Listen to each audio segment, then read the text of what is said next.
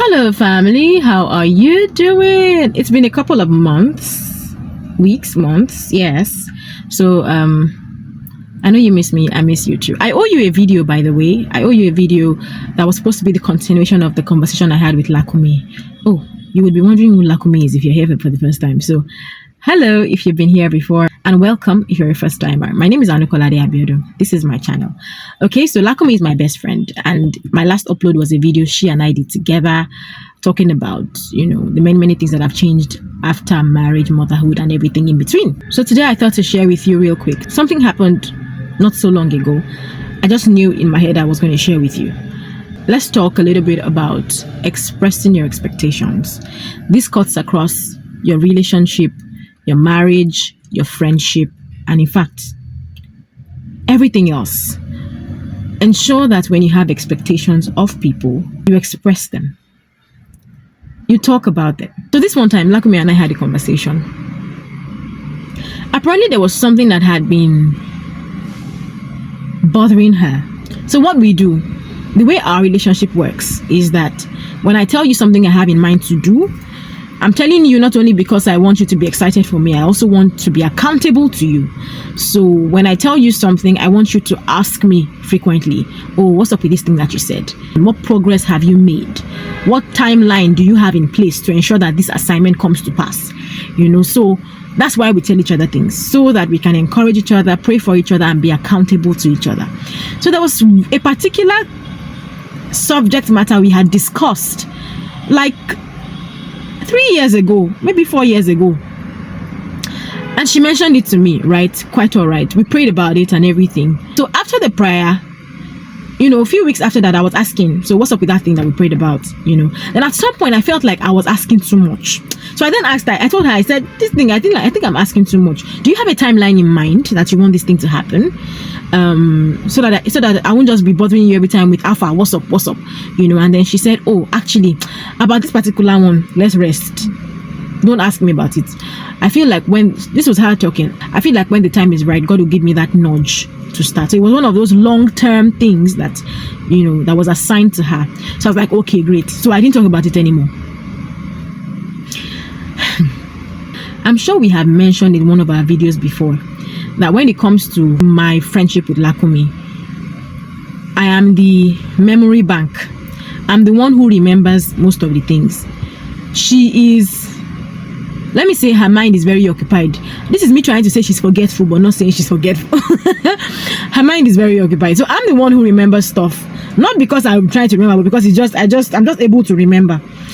So apparently she had forgotten that part where she said I should hold on asking her.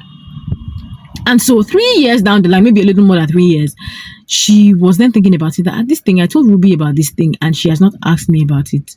Why wouldn't she ask me? Does she think I'm not able to do it? So one time we were having one of those heart-to-heart conversations, and then she said, and then she brought it up. When she was done typing all her very long stories, I just laughed. And then I reminded her, but I asked you now, this is what you said, that is one of your long-term assignments. And when the time is right for it to happen, God will give you a nudge and then you'll go ahead. So how are you mad at me for not asking you when you said I should not ask you? Then she remembered and apologized, because apparently for a while she had been thinking about it. Let me tell you something. The way things are in life right now, the atmosphere is quite tense, right? A lot of people, especially in Nigeria, a lot of people are just trying to get by. A lot of people are just hanging in there. They're hanging by a thread, and I hope the thread is the hem of Jesus' garment. A lot of people are just there, are just hanging in there. In your relationships, in your friendships, in your marriage, even at work, when there are expectations in your heart that you do not express, you are taking out of the space in your mind and in your heart that is supposed to be productive, to be upset over something that the other person is probably not even aware of. That's just a waste of time, a waste of energy, a waste of mental resource.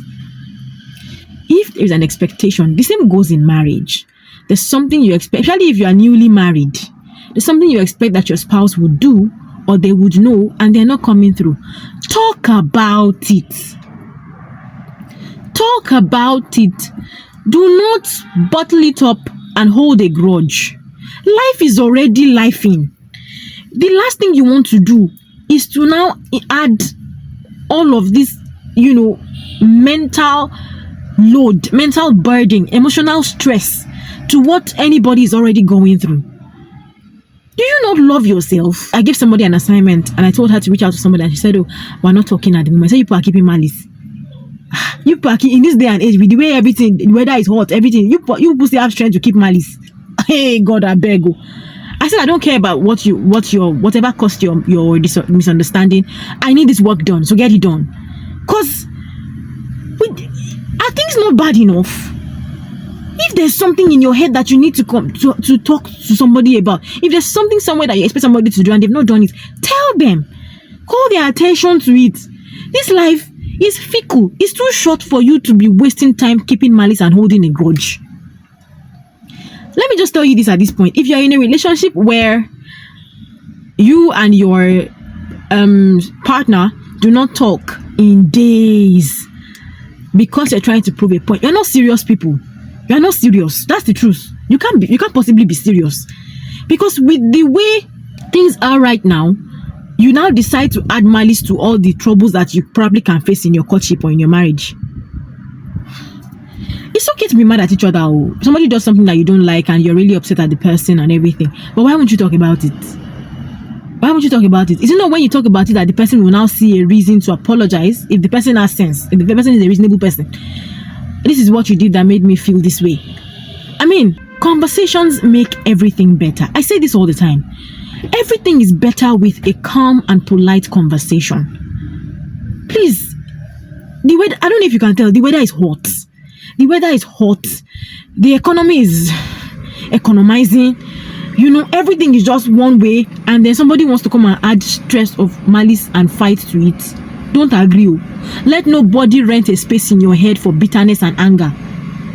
Whatever space you have in, use it to love the Lord. That's it. Thank you for coming to my TED Talk. I'll see you next time. Love you guys. Bye.